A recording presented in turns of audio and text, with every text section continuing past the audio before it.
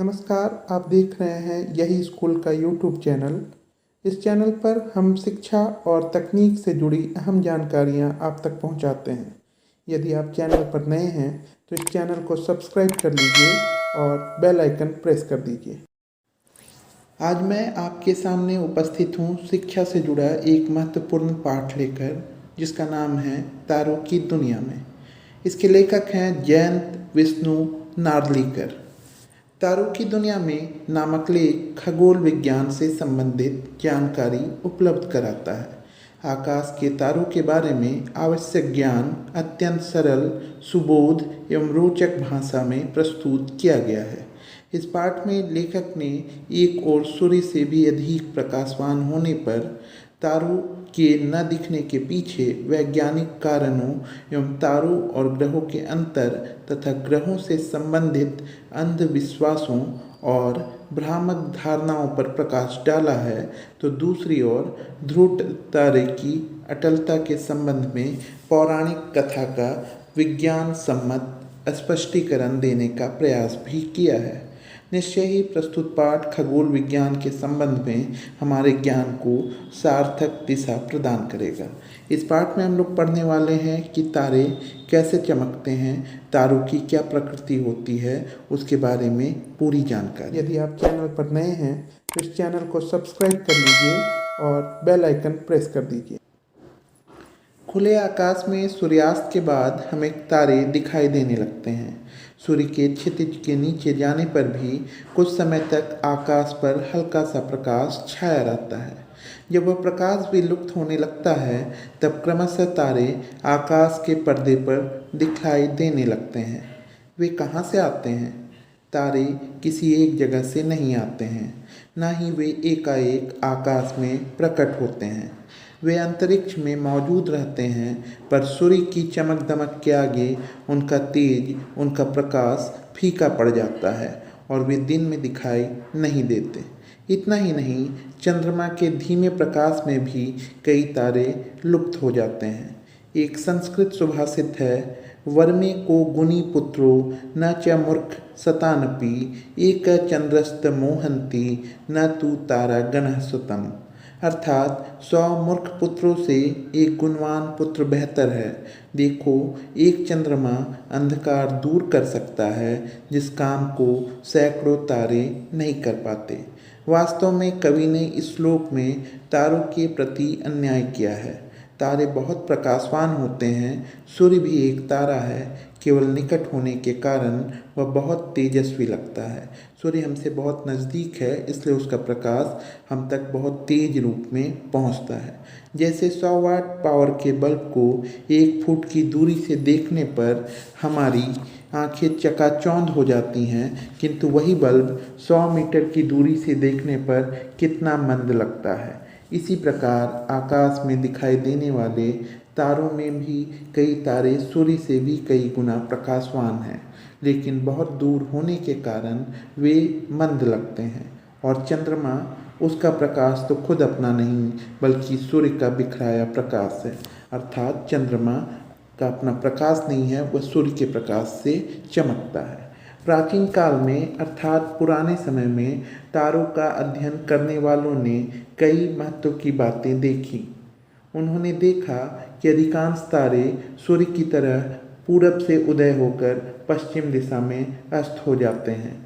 इसलिए यदि तुम कैमरे का शटर रात भर खुला रखकर आकाश का फोटो खींचोगे, तुम्हारे फोटो पे तारे नज़र नहीं आएंगे।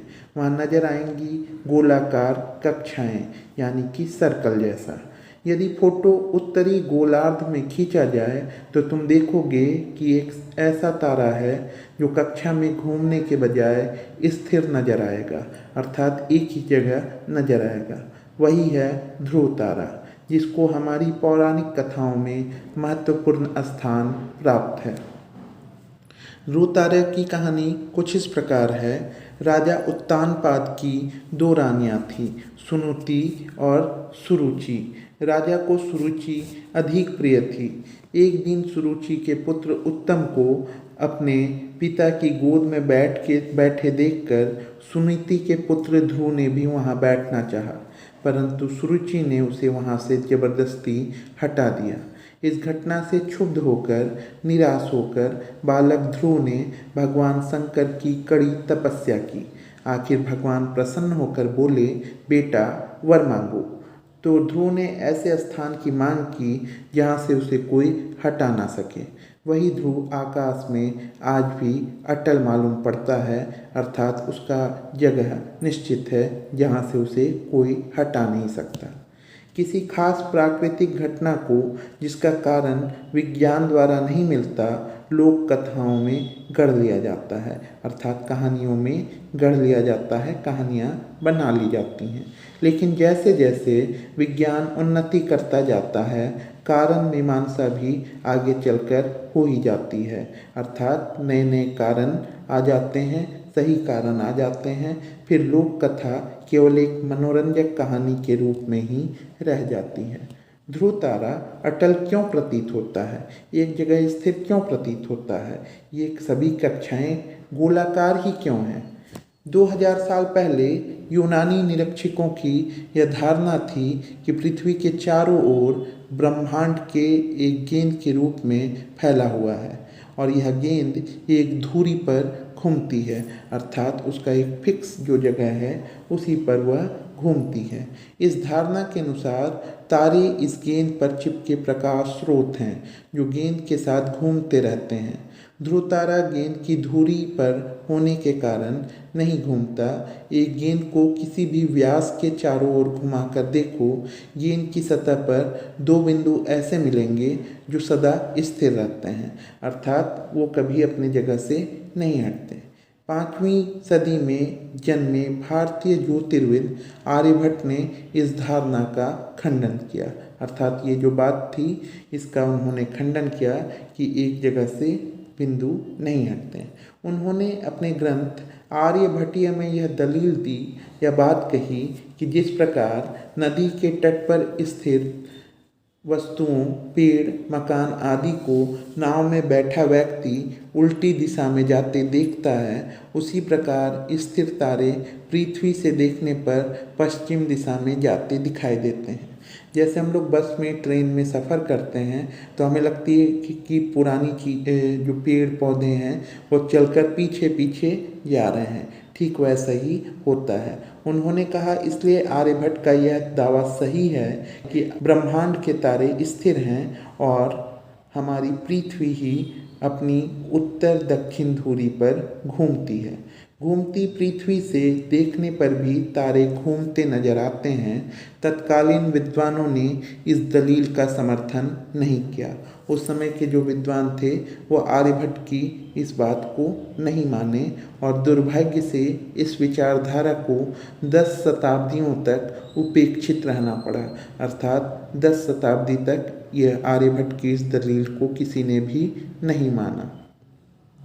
आज हम जानते हैं कि पृथ्वी एक लट्टू की तरह अपनी धुरी के चारों ओर घूमती है और यह धुरी उत्तर दिशा में ध्रुव तारे की ओर है। हाँ, इस लट्टू के उदाहरण में एक और तथ्य भी छिपा है। जब हम एक लट्टू को घुमाते हो तो क्या उसकी धुरी स्थिर रहती है, अर्थात लट्टू क्या एक ही जगह घूमता है?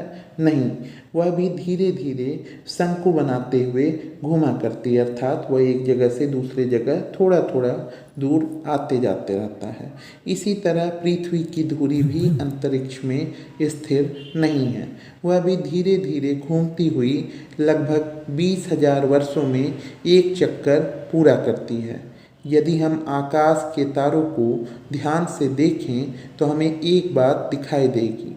सामान्यतः हर तारा अपने पड़ोसी तारों की पृष्ठभूमि में स्थिर दिखाई देगा, यानी कुछ इने गिने अपवाद छोड़कर सभी तारे स्थिर रहते हैं। कुछ तारों को छोड़ दिया जाए तो सभी तारे एक जगह स्थिर ही रहते हैं। केवल पृथ्वी के घूमने के कारण यह तारा पटल पूर्व से पश्चिम को सरकता नजर आता है। क्योंकि पृथ्वी घूमती है इसलिए हमें भी तारा पश्चिम की ओर सरकता नजर आता है, पूर्व से पश्चिम की ओर जाता हुआ नजर आता है। जो इने गिने अपवाद हैं उन्हें ग्रह कहते हैं।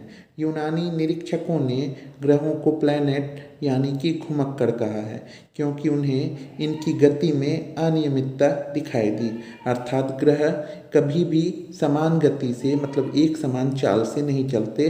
वह कभी जल्दी कभी तेज एक जगह से दूसरे जगह आते हैं, तो इसलिए उन्हें घुमक्कड़ यूनानी निरीक्षकों ने कहा।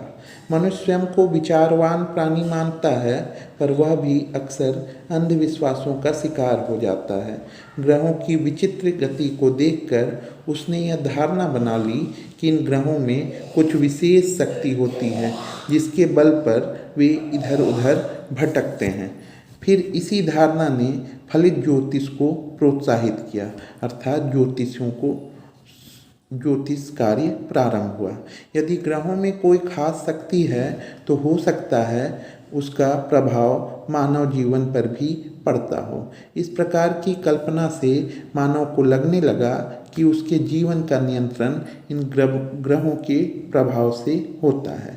ग्रहों के घूमने की पहली सुलझी 17वीं सदी में, जब योहाना केपलर ने ग्रहों के निरीक्षणों का विश्लेषण करके यह सिद्ध किया कि ग्रह मनमाने ढंग से नहीं भटकते, बल्कि जैसे पहले कहा गया यूनानी निरीक्षकों के द्वारा कि ग्रह मनमाने ढंग से विचरते हैं, भटकते हैं, लेकिन योहाना केपलर ने इस बात का खंडन किया और उन्होंने बताया कि वे नियमित कक्षाओं में सूर्य के चारों ओर घूमते हैं, वह सूर्य की परिक्रमा करते हैं।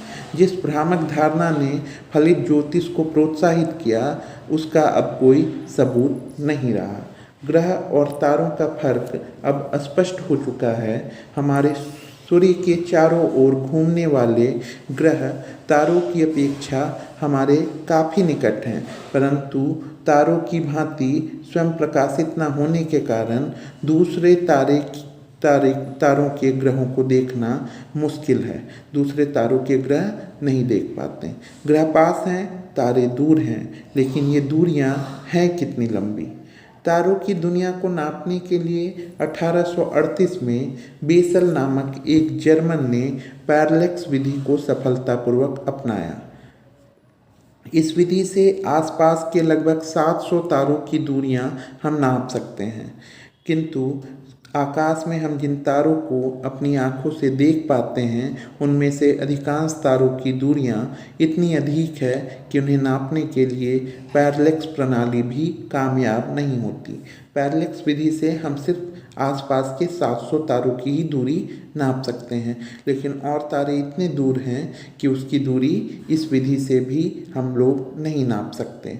आज ऐसी स्थिति है कि जिस तारे को हम देख सकते हैं उसकी दूरी पैरलेक्स विधि से नाप नहीं सकते, और जिसकी दूरी हम नाप सकते हैं उसे हम देख नहीं सकते। तो ये था पाठ तारों की दुनिया में, जिसके लेखक हैं जयंत विष्णु नार्लिकर। धन्यवाद।